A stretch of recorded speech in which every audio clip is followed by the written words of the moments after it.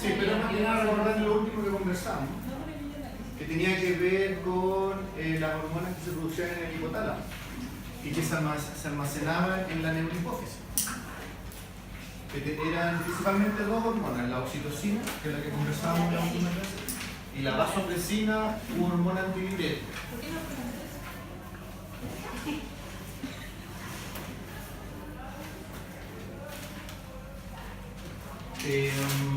Importante, la neurohipófisis recibe ese nombre porque principalmente es un tejido altamente inervado, ¿sí?, que almacena las hormonas en los botones sinápticos de las neuronas de la glándula, y que al igual como se liberaban los neurotransmisores cuando llegaba el impulso nervioso, en este caso se liberaban las hormonas. Ahí conversábamos de cómo empezó la historia de la endocrinología, que era mucho ensayo y error. Saquemos un tejido, inyectémoslo a otro individuo y veamos qué es lo que pasa. ¿Sí? Pero al menos esos fueron los primeros pasos que fueron dando luces de cuál era la sustancia que se producía en estos tejidos. Hablamos de la oxitocina y ahí había cierto tipo de, entre comillas, un arco reflejo, porque había un receptor que era receptores que estaban en el pezón y que al tener un estímulo táctil generaban un impulso nervioso que vía aferente le decían al hipotálamo que generara un impulso nervioso que liberaba la oxitocina. ¿Cuál era la función de la oxitocina? Se contrae la musculatura de los alveolos mamarios, por lo tanto se producía la eyección de la leche, no la producción, ¿cierto? Y dijimos otra cosa que es importante: siempre que queramos estar seguros que entendemos bien lo que pasa con una hormona, tenemos que tener claro dónde se produce, a dónde genera su efecto, ¿sí?, y cuáles son los efectos que produce. En el caso de la hormona antidiurética o vasopresina, ¿sí?, los estímulos eran principalmente los cambios en la volemia. Y cuando hablamos de cambios en la volemia estamos hablando de sistema renina-angiotensina-aldosterona. Recordemos que la angiotensina 2, una de sus funciones era estimular la producción de hormona antidiurética. Pero también existen receptores a nivel de hipotálamo que detectan la osmolaridad del plasma y por lo tanto detectan si hay mayor o menor concentración en el plasma sanguíneo. Si el plasma se vuelve más concentrado, significa que el volumen líquido está disminuyendo, por lo tanto necesito reabsorber agua. Estoy perdiendo agua, la necesito. Por lo tanto, ese también es el estímulo.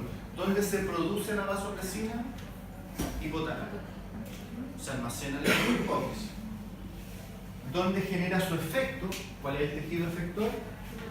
El nefrón, pero específicamente en el túbulo colector. ¿Y cuál es el efecto? Aumento en la reabsorción de agua. Bueno, y conversamos de que la patología en la que se afecta la función de la hormona antidiurética era lo que llamábamos diabetes insípida. ¿Sí? Precisamente se diferencia de la diabetes mellitus. En el fondo es una diabetes sin sabor, ¿sí?, porque no está la glucosa de por medio. Como básico el concepto, pero es fácil entonces de comprender. Y la diabetes mellitus se llamaba así porque mellitus significa miel, ¿cierto? La insulina, ¿por qué se llama insulina a propósito? Porque es eso.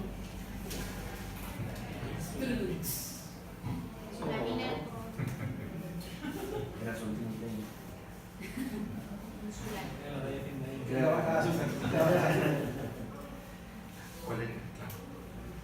La insulina, ¿qué significa ínsula? Isla. ¿Dónde se produce la insulina? En la isla.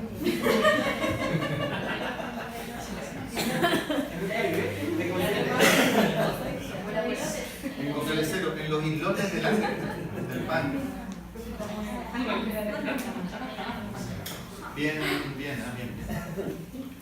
Pero dependiendo de cuál era la alteración de la hormona antidiurética, existían varios tipos de diabetes insípida, desde que había un problema hipotalámico en que no se produce la hormona antidiurética, hasta un problema en que el riñón no es capaz de de replicar el efecto de la hormona, y eso es lo que se llama refractariedad.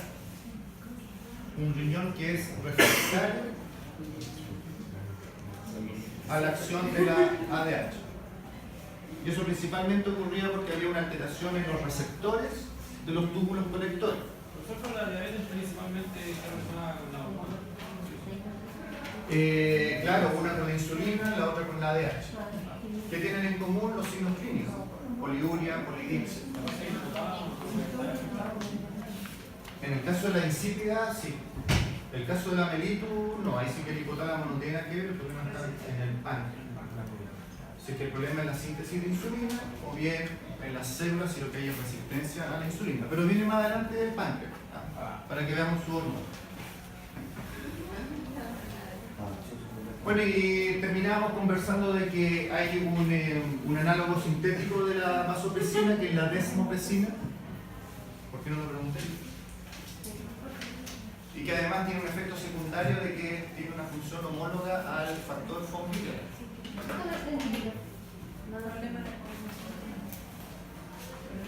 Sí, lo que pasa es que para la formación de los coágulos, para que las plaquetas detecten que hay una lesión en el vaso sanguíneo, por la cual se está perdiendo sangre, cuando las plaquetas comienzan a depositarse en la zona que está lesionada, comienza la agregación plaquetaria, es decir, necesitamos liberar señales que le digan al resto de las plaquetas que están circulando que deben comenzar a aglomerarse. Y eso ocurre en parte por la producción de un factor que se llama factor von Willebrand. Y bueno, como todo, también existen individuos que tienen deficiencia en este factor, y eso se llama la enfermedad de von Willebrand, y tienen problemas en la formación del tapón plaquetario. ¿Eso en general lo que hay? No, en general, nada que ver con la diabetes. Factor, claro.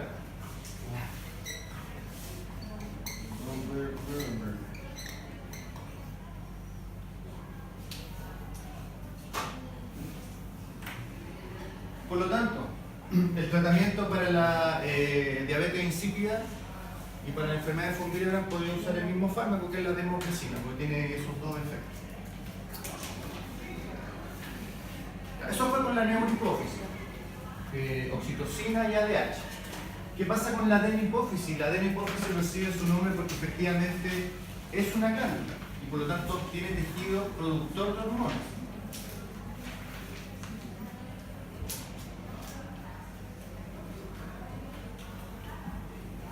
Y aquí tenemos una lista de hormonas un poquito más larga. Las principales hormonas que se producen en la adenihipófisis son la ACTH. Bueno, esto lo vimos en algún momento cuando vimos hipotálamo hipófisis, sistema nervioso. ¿Qué significa ACTH? La hormona estimuladora de la corteza adrenal o corticotropina también. Vamos a ir viendo cada una por separado, solamente estamos haciendo un resumen. La TSH, que es la hormona estimulante de la tiroides, que también se le llama tirotropina. La GH, u hormona del crecimiento. LH, la hormona luteinizante. Sí, la hormona folículo estimulante. Y la prolactina. Ahora, al igual como ocurría en el eje que habíamos mencionado, la adenihipófisis produce esas hormonas por estímulo del hipotálamo. ¿Sí? Existen factores liberadores que se producen desde el hipotálamo que le dicen a la glándula hipófisis que debe sintetizar alguna de estas hormonas.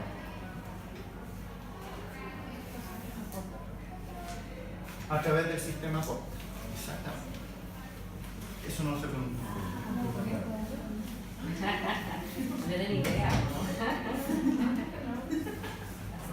Entonces, por ejemplo, el esquema de abajo lo que muestra es precisamente cuáles son los distintos factores liberadores que estimulan la producción de las hormonas hipofisiales.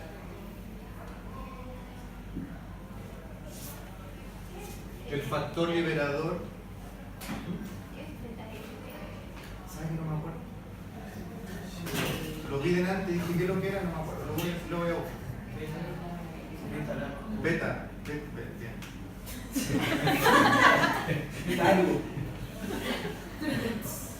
Tenemos el factor liberador de corticotropina, producido por el hipotálamo, que le dice a la hipófisis que produzca la hormona estimuladora de la corteza adrenal. Tenemos el factor liberador de tirotropina, que le dice a la hipófisis que produzca la hormona estimulante de la tiroides. Son factores liberadores específicos para cada una de las hormonas. El factor liberador de gonadotropinas, La beta-lipotropina. Sí. sí, Sí,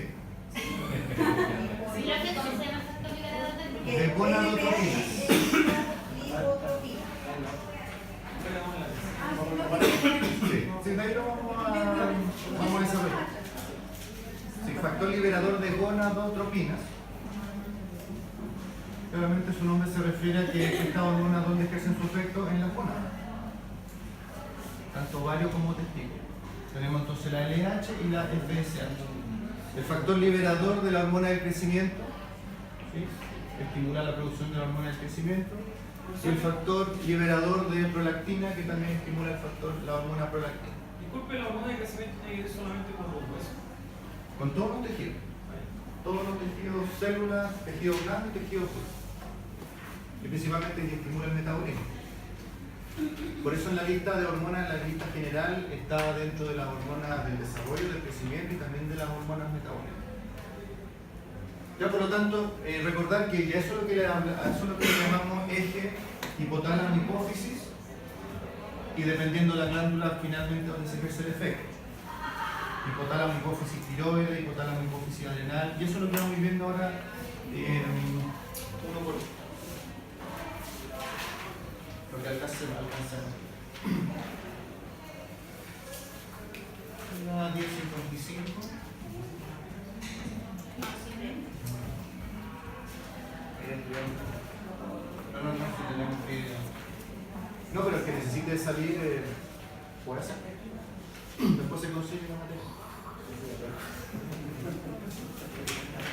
Ya la fila no. Libre albedrío. Eje hipotálamo, hipófisis adrenales. En primer lugar. Como se ve en el esquema, lo que mencionábamos recién, el hipotálamo estimula la producción del factor liberador de corticotropina, que le dice a la hipófisis anterior o adenohipófisis que debe producir la ACTH. ¿Cuál es el efecto de la ACTH? Aquí viene lo nuevo. Como es una corticotropina, no nos olvidemos que solamente estimula la corteza suprarrenal, no estimula la glándula completa. ¿Sí?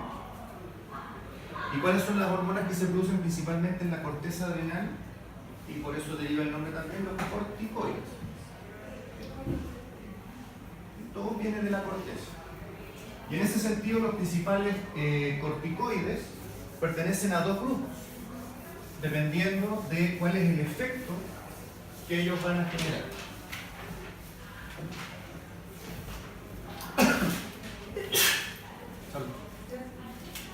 Primero tenemos los glucocorticoides, y que reciben el nombre de glucocorticoides porque son hormonas producidas en la corteza adrenal que afectan el metabolismo de la glucosa.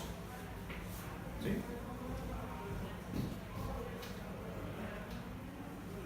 Los glucocorticoides entonces son hormonas que afectan el metabolismo de la glucosa.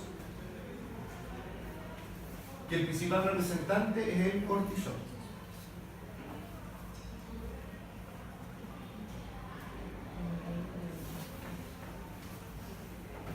¿Cómo afectan los glucocorticoides al metabolismo de la glucosa?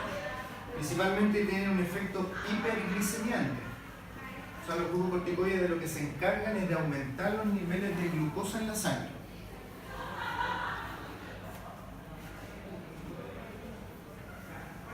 El cortisol también es denominada la hormona del estrés. Por lo tanto, lo que el organismo entiende es que cuando estoy en una situación de estrés necesito altos niveles de glucosa en la sangre. Principalmente para que todas las células que están en este estado de No, de incomodidad no es la palabra, pero sí, de alteración, puedan tener suficiente aporte energético para tomar y generar las reacciones que sean útiles primero para sobrellevar este periodo de estrés. En general el estrés se supone que no debiera ser un periodo muy largo, excepto en nosotros ahora. ¿Y cómo logran eso? Principalmente por el mecanismo de la gluconeogénesis. Recordamos lo que es gluconeogénesis, formación de nueva glucosa. ¿Sí? Formación de nueva glucosa. ¿A partir de qué? Proteínas, principalmente proteínas y lípidos. Por lo tanto, si obtienen glucosa a partir de proteínas, ¿de dónde sacan esas proteínas? Proteínas musculares, principalmente. Y por eso las proteínas, todos los procesos que requieren la síntesis de proteínas se ven afectados por el uso de los glucocorticoides. La cicatrización se ve afectada, los procesos de inflamación, la respuesta inmunológica. Principalmente porque el glucocorticoide prioriza la formación de glucosa en desmedro del contenido proteico del individuo. Por eso cuando estas patologías, que ahí las vamos a nombrar, cuando hay patología en que el cortisol se mantiene en niveles altos por largos periodos de tiempo, el catabolismo de las proteínas es lo que principalmente caracteriza a los signos clínicos de esas patologías. Disminución de la masa muscular, adelgazamiento de la piel, alopecia, caída de pelo, baja de la inmunidad. Pero entonces un perrito que tenga Addison va a tener hipoglucemia. Va a presentar, no porque en teoría podría ser, pero si la glicemia solo estuviera regulada por los glucocorticoides, sí. Pero tenemos, vamos a ver después la insulina, el glucagón, que son otros mecanismos y la dieta principalmente. Ahí lo vamos a mencionar. Bueno, y al igual como el esquema que vimos acá, cuando ya el cortisol llega a niveles suficientes, retroalimentación negativa, pero ojo que no es una retroalimentación negativa solo a la hipófisis o el hipotálamo, a ambos. Un dato importante, y por eso el uso de corticoides debe estar muy bien regulado, es que los corticoides exógenos, ¿sí?, los que usamos de manera terapéutica, también también generan una retroalimentación negativa sobre el hipotálamo y la hipófisis. Es decir, un tratamiento prolongado con corticoides, lo que le estamos diciendo al hipotálamo y la hipófisis es que en realidad no hay necesidad de producir, nosotros lo estamos dando exógenamente. Y generalmente eso conlleva algo cuando se deja de estimular, provoca atrofia, se provoca atrofia de las cortezas adrenales. No, digo mal, se produce atrofia de las células productoras de glucocorticoides de la corteza adrenal. El ejemplo más clásico, los pacientes con alergias, en que el fármaco más que te da efectos rápidos y impresionantes para el propietario, digamos, es que el corticoide inmediatamente quita la picazón, el prurito, alivia la inflamación de la piel y por lo tanto la alergia como que desaparece. Pero es un tratamiento meramente sintomático. ¿Por qué los glucocorticoides además se deben comenzar a administrar en dosis, aumentando la dosis los primeros días hasta llegar a una dosis basal? Y cuando yo quiero terminar el tratamiento debo disminuirlo gradualmente también, porque lo que nosotros estamos generando es una retroalimentación negativa. Ojo, yo digo hipotálamo hipófisis, en realidad a las células productoras de factor liberador de corticosteroides y células productoras de ACTH. Yo no atrofio la hipófisis completa, ¿sí? Pero estas son hormonas proteicas. ¿Perdón? ¿Son hormonas proteicas? ¿Los glucocorticoides? No, porque como son corticoides, derivan de los esteroides, son lipídios. Y por lo tanto, nosotros podemos generar atrofia de las cortezas adrenales, ¿sí?, por el uso excesivo de corticoides. O lo que suele pasar, que ya el dueño o dueña ve que este remedio sirve para la alergia del perro, el próximo año voy y se lo compro. Y a la primera que se empieza a rascar le meto el corticoide de nuevo. Eso es lo que se llama un catching iatrogénico. Conocemos el concepto de iatrogénico, ¿sí? Iatro.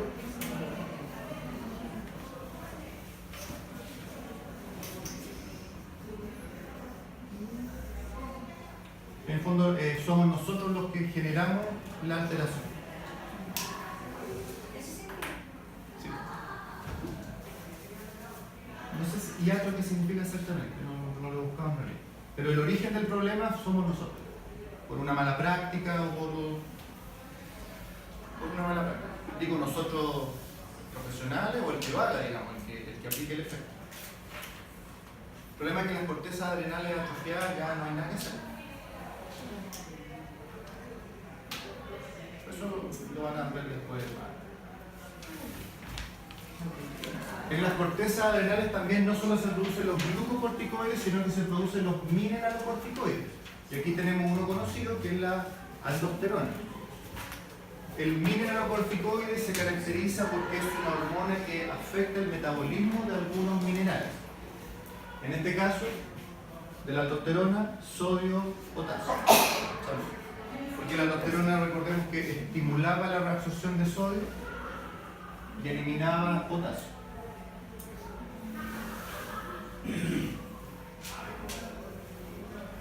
Parece que aquí tengo los esquemas.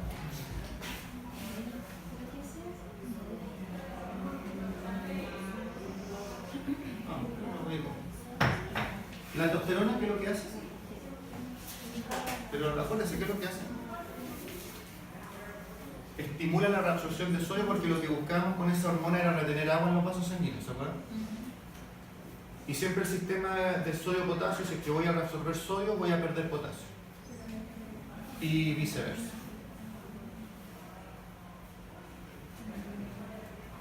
Bueno, y algo que ya sabemos, ¿dónde ejerce su efecto la aldosterona? Túbulo distal del nefrón.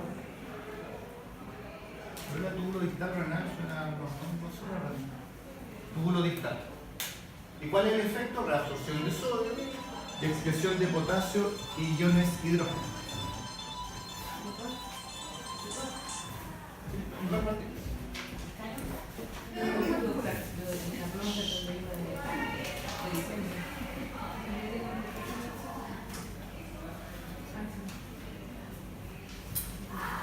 Me adelanté solamente para, porque a lo mejor cuando iban viendo el texto decía los grupos corticoides se forman en la zona glomerular, los minerales en la fascicular, porque bueno, la corteza adrenal a su vez tiene tres capas, con tejido diferenciado que se especializan en producir un tipo de hormona diferente. La glomerular, la fascicular y la reticular, que la vamos a ver a continuación. Y si hay una corteza es porque hay una médula adrenal también, ¿ya? Entonces, volviendo a la aldosterona, se forma en la zona glomerular. La aldosterona en la glomerular, los corticoides en la fascicular. En el fondo es solo para que quede claro de que si se inhibe la producción de alguna hormona en particular porque hay una retroalimentación negativa que permanece en el tiempo, solo se va a atrofiar el tejido que está siendo inhibido, el resto de la corteza funciona de manera independiente. Y bueno, por último la zona reticular, que era la tercera capa de la corteza adrenal, y es donde se producen las hormonas sexuales, andrógenos y estrógenos. Por eso cuando se esteriliza un individuo, se sacan ovarios, se sacan úteros, la producción de estrógeno, progesterona y testosterona no cae a cero. Porque hay otra fuente de hormonas sexuales que es la corteza adrenal.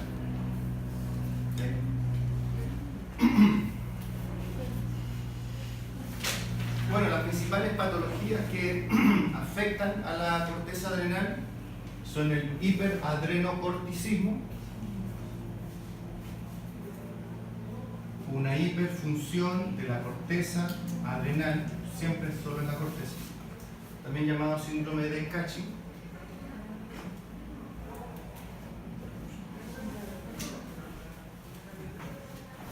Sí, a ver, aprovechemos y hacemos solo una referencia porque esto es un tema que van a ver después. Si tenemos el eje hipotálamo, hipófisis adrenales, lo que caracteriza al hiperadrenocorticismo es un aumento en la producción de cortisol. ¿Sí? ¿Por qué razón? ¿Qué tendría que pasar en este eje, conociendo cómo funciona ahora? ¿Qué debiera pasar para que haya un aumento en la producción de cortisol? Arriba. ¿Qué? ¿Y por qué habría un exceso? ¿Y quién daría esa señal? No, en realidad es más simple que eso en realidad. Es porque existe un hiperadrenocorticismo primario y secundario. El primario, que también se llama dependiente de adrenales,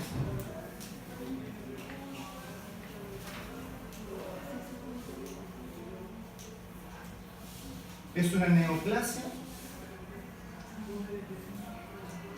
muy burdo, pero la idea es una neoplasia que afecta a las células productoras de cortisol.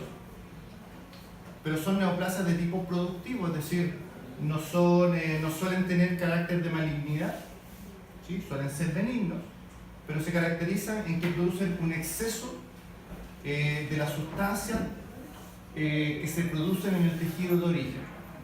¿Sí? ¿Me entienden? Por lo tanto, se afecta a la zona fascicular de la corteza para empezar a producir cortisol en exceso sin que haya ningún estímulo necesario. Es decir, a esa neoplasia no le interesa si la hipófisis lo está estimulando o no, porque las neoplasias se mandan solas.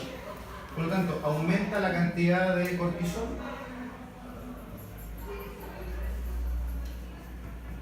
¿sí? Y genera todos los síntomas relacionados al hiperadrenocorticismo.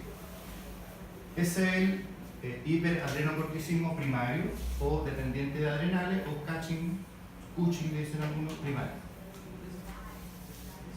Y el secundario, como alguien dijo por ahí, el problema está en la hipófisis. Que ahora tengo un tumor productor de ACTH. ¿En el hipotiroidismo cuando sucede lo mismo? Es lo mismo, primario y secundario, sí. Y como tengo un tumor que produce mucha ACTH, tengo mucho estímulo para que la corteza adrenal produzca mucho cortisol.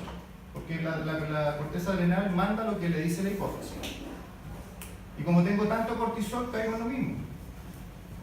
En este caso es secundario o dependiente de pituitario. O hipófisis, si ustedes le quieren ver. Y por lo tanto, el diagnóstico tiene que enfocarse no solamente a detectar el aumento de cortisol sanguíneo, sino que diferenciar si el problema está en la glándula adrenal o está en la hipófisis. Con principalmente ecografía, pero también hay pruebas de laboratorio, que son las que están acá. Sí, hay pruebas de estimulación y de supresión, que no las vamos a mencionar ni las vamos a detallar porque lo van a ver después. Pero todo parte con una medición de cortisol basal que me dice, ¿sabes que hay una, ¿cómo se llamaría el aumento de cortisol sanguíneo? ¿Aumento de? Cortisol sanguíneo.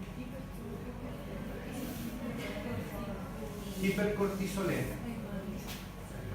Perfecto, hay una hipercortisolemia, detectemos si es por un aumento del cortisol directamente o porque hay un aumento en el estímulo del ACTH. Y ahí están las pruebas de estimulación con ACTH y de supresión con dexametasona, que no lo... Si ustedes quieren lo pueden buscar, pero en el fondo nosotros llegamos hasta ahí nada. Pero claro, con ecografía yo detecto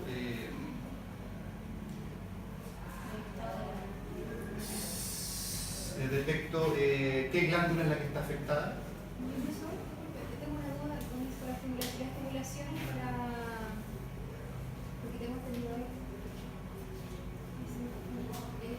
si es como para saber si es de... ¿Es primario o secundario? Sí. También. Generalmente se usan ambas pruebas. En el fondo, ¿de qué se trata? ¿Por qué se llama así la prueba? Porque yo al individuo, yo le inyecto ACTH y veo qué pasa con los niveles de cortisol. Le inyecto dexametasona y veo qué pasa con los niveles de cortisol. Y conociendo cómo afecta, porque si a un individuo le inyecto ACTH ¿Qué va a pasar con el cortisol? Aumenta porque si inyecto ACTH, estimulo a la corteza adrenal a que produzca más cortisol. Si inyecto dexametasona, sí, importante, la dexametasona, aunque es un corticoide exógeno, como dijimos hace un rato, si yo lo inyecto, genero retroalimentación negativa sobre el eje hipotálamo-hipófisis. ¿Qué le pasa al cortisol si yo estoy inhibiendo todo esto? Mi cortisol baja, por eso se llama prueba de supresión. Pero ¿qué pasa? Que cuando yo tengo una neoplasia en la de mi hipófisis, yo aunque inyecte dexametasona, no genero una inhibición. Claro, de hecho la prueba de supresión con dexametasona hay a dosis baja y a dosis alta. Pero no entremos en eso. ¿Ya? Eso sí, eso más laboratorio clínico. Sí, el problema es que no siempre son tan clarificadores los resultados. De hecho, acá tenemos un dato importante, el ketoconazol. ¿Para qué sirve? Es un antifúngico, pero en dosis alta genera atrofia de la zona fascicular de la corteza adrenal. Por lo tanto, en vez de operar esos tumores, se le inyecta ketoconazol en dosis alta. Y además no tiene hongo. El problema del ketoconazol que es hepatotóxico. Ahí hay que tomar decisiones.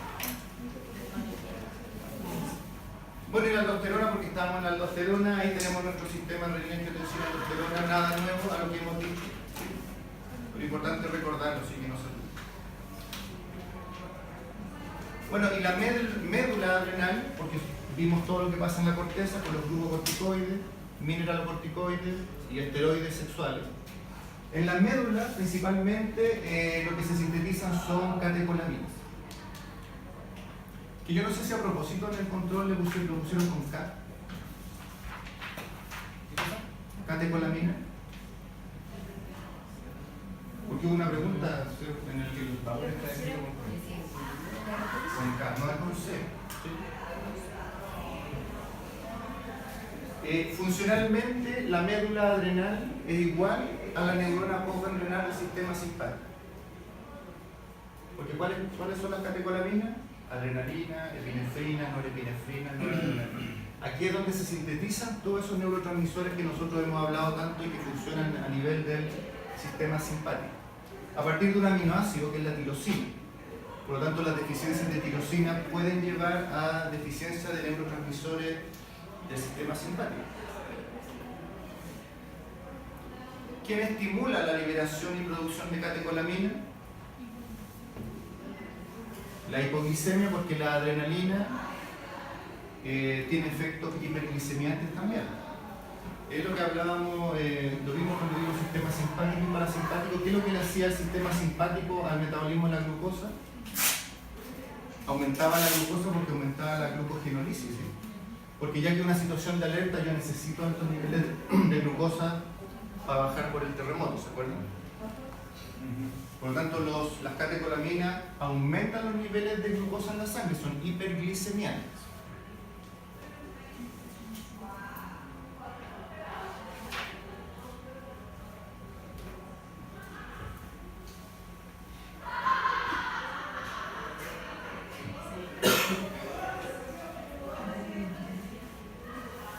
Sí, está más entretenido afuera que acá.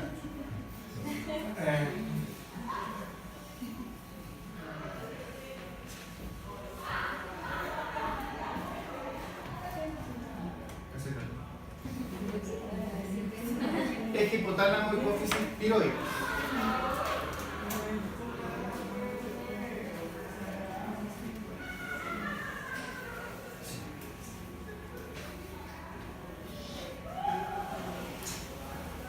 ¿Cómo para quitarla?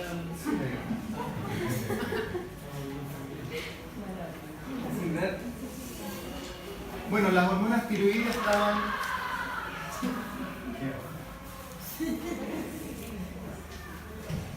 Las hormonas tiroides estaban clasificadas dentro de las hormonas metabólicas. Su principal función es estimular el metabolismo basal, el metabolismo celular. Y en ese sentido, las dos principales hormonas que se encargan de este trabajo es la T4, que es la tiroxina, y la T3, que es la triiodotironina.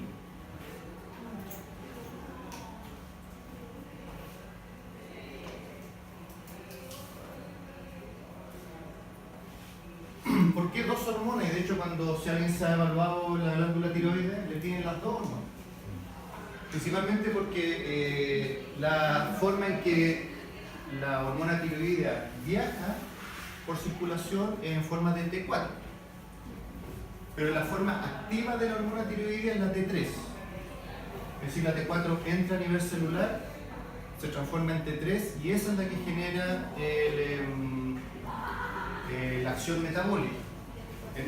En otras palabras, yo puedo tener niveles de T4 excelentes, pero si mis niveles de T3 son deficientes, soy hipotiroideo. ¿Perdón? Es la porción que viaja unida a proteínas plasmáticas más la porción que viaja libre. Esa es la T4. ¿Estas son lipídicas o No, son proteínas. proteicas? Y el eje en realidad no es muy diferente al que acabamos de ver en la glándula adrenal. Hipotálamo produce el factor liberador de tirotropina que estimula a la adenocófisis para que produzca la hormona estimulante de la tiroides, la cual estimula la tiroides para que produzca T3 y T4. Cuando los niveles de T3 y T4 llegan a ciertos niveles, feedback negativo, para frenar la producción de factor liberador y TSH. No es diferente. Lo que mencionábamos, la T4 es la forma en que viaja, parte unida a proteínas plasmáticas principalmente, también libre. ¿Por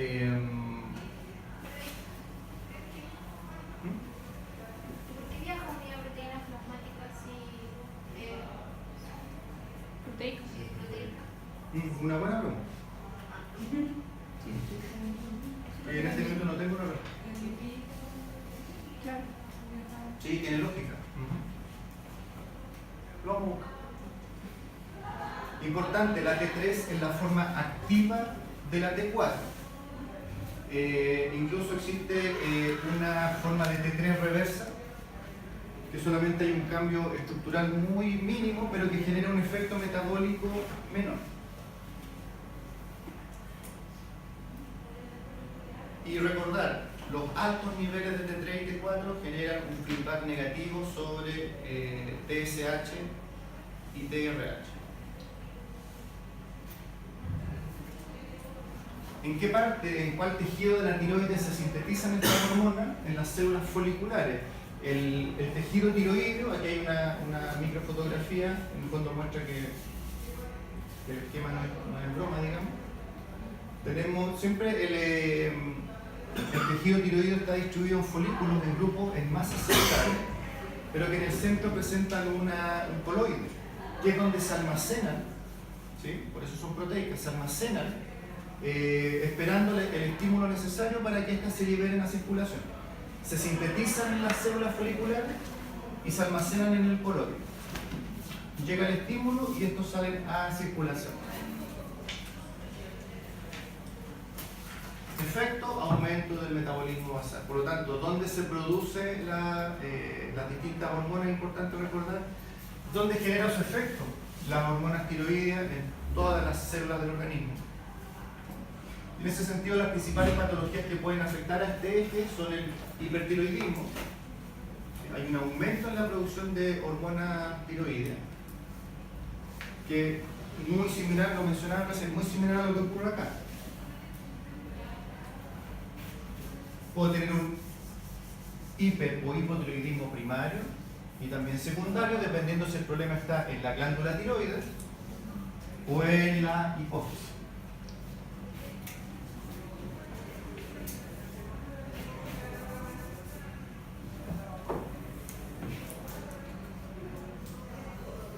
Bueno, eso es la tiroides.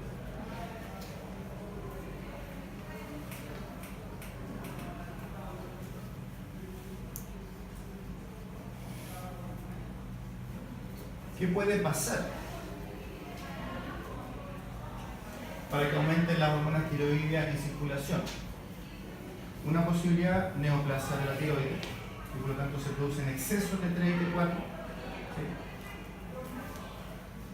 Menos común, pasa que, ojo, importante, existen las neoplasias de la hipófisis, en general suelen generar efectos múltiples, porque una neoplasia de la glándula hipófisis abarca células productoras de FSH, LH, hormona del crecimiento, ¿sí?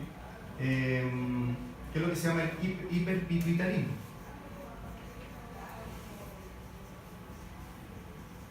Hay una hiperfunción de la glándula hipófisis.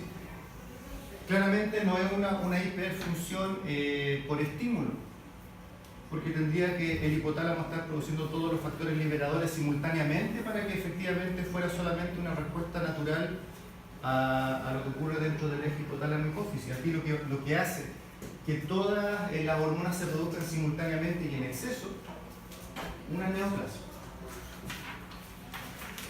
Ahora, recordemos que las neoplasias son productivas y no productivas, porque también hay neoplasias de la glándula hipófisis que son invasivas, de carácter maligno, que lo que hacen es reemplazar el tejido de origen por un tejido neoplásico totalmente diferenciado y afuncional, y por lo tanto ahí lo que se produce es un hipopituitarismo. Todo depende del origen, el tipo de neoplasia que afecta al paciente. En el hipotiroidismo, generalmente lo que ocurre es que hay destrucción, el hipotiroidismo autoinmune, es una de las causas más comunes, en que hay destrucción de las células productoras de la hormona tiroides. Sería un hipotiroidismo primario. O también puede haber destrucción autoinmune de las células productoras de TSH. Acá la única buena noticia es que existe un fármaco sintético que la levotiroxina, ¿sí? Que reemplaza el funcionamiento de este. Profe, y si, por ejemplo, la neoplasia arriba ahí me inhibe la producción de TSH, ¿hay Ya. algún fármaco para suplementarlo, para que me estimule la tiroides? No, en el fondo yo me olvido que existe la TSH y yo la estimulo O directamente. sea, suplementarlo. Claro, porque al final la TSH ¿para qué sirve? Para producir esto. Ahora, por ejemplo, El tirosol actúa a nivel de... el tirosol, sí. Sí, es un equivalente de TSH. Colocamos más felino. En general el hipertiroidismo se da más en felino y el hipotiroidismo se da más en la especie canina. El problema del hipertiroidismo felino, que generalmente es de origen neoplásico, y por lo tanto a lo que hay que proceder es a extirpar la glándula. Y por lo tanto hago que caiga en un hipotiroidismo. Por lo tanto, de todas maneras tengo que suplementarlo con C4 permanentemente. Pero en dosis reguladas, no como las dosis de T3 y T4 que se producen cuando el origen es una neoplasia. Como dato rosa, Por favor. yo leí el otro día, en gatos hay estudios de que como efectos ambientales también puede producir hipertiroidismo, los aerosoles. Ya, a ver. Ah, pero ¿cómo ocurría? No... O sea, también afecta como un complejo iaterogénico, por decirlo así, a la glándula. Los aerosoles. Importante, el bocio. ¿Qué es lo que era el bocio? ¿O qué es en realidad? El ensanchamiento que se ve en el cuello. Sí, pero no una inflamación. Un aumento de volumen de la glándula tiroides. Compensatorio a una falta en la producción de hormonas tiroides. Porque una de las causas de hipotiroidismo que no tiene que ver con alteración del tejido es que nos falte un insumo fundamental para la formación de las hormonas tiroideas, que es el yodo. ¿Sí? ¿Sí? Pregunta a prueba, sí. ¿Y los pacientes que son eutiroides? Ah, eutiroideo, ¿qué significa eutiroideo? Tiroides normal. Pero un paciente eutiroideo tiene una disminución en alguna hormona tiroidea. Es que aquí está la joda. Esta es la joda de la evaluación de estas patologías en que tú puedes tener un paciente con niveles hormonales dentro de los rangos correctos, sin embargo presentar sintomatología hipotiroidea. Ese es un paciente eutiroideo, es decir, valores normales pero sintomatología de hipotiroidismo. A propósito, con la glándula adrenal ocurre lo mismo. Niveles de cortisol elevados muchas veces no dan signología de Cushing. Pero dejémosle eso al profe de medicina mejor, que se meta en ese libro.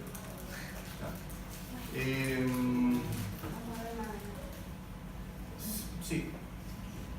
Profe, consulta. Sí. Entonces, ¿el hipotiroidismo primario es cuando se ve afectada la glándula tiroides? Sí, Y el secundario cuando está la hipófisis. hipófisis, al igual que la adrenal. Y en el caso del hipertiroidismo es lo mismo. Lo mismo. Ya. Se refiere a que es primario porque es el lugar primario donde se produce la hormona tiroidea. En cambio, en forma secundaria, por el estímulo se produce. También cuando se evalúa, si alguien se evalúa, insisto, tiroides, también le piden TSH plasmático.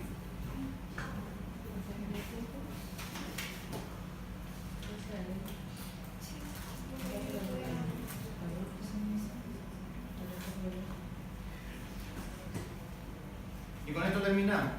Siempre que pensamos en la tiroides solo pensamos en la T3 y la T4, pero la verdad es que hay otra hormona muy importante que se produce en la glándula tiroides, que es la calcitonina, que regula principalmente el metabolismo del calcio y el fósforo.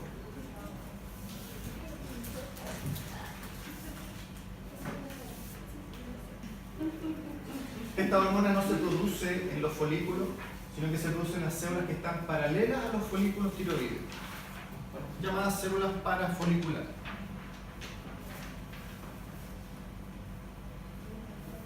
Su principal función es tomar el calcio de la sangre y meterlo a los huesos. Su principal función, por lo tanto, es mantener adecuadas reservas de calcio y fósforo en el organismo. Y por lo tanto, es antagonista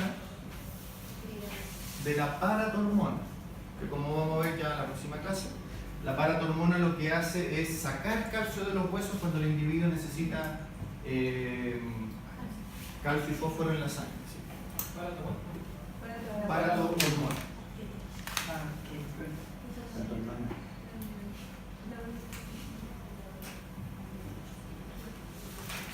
Por lo tanto, quedémonos con esta idea, la función de la calcitonina es hipocalcemiana. Reduce los niveles de calcio en la sangre, o metiendo el calcio a los huesos, o eliminando el exceso por la orina. Hipocalcemiana, o sea, bajos niveles de calcio sanguíneo. Hipocalcemiana. O sea, si yo en un examen encuentro calcio en la orina, podría decir que tiene un problema en la célula parafoliculares. O dietas muy altas en calcio. También. Lo que lleva cálculo de calcio.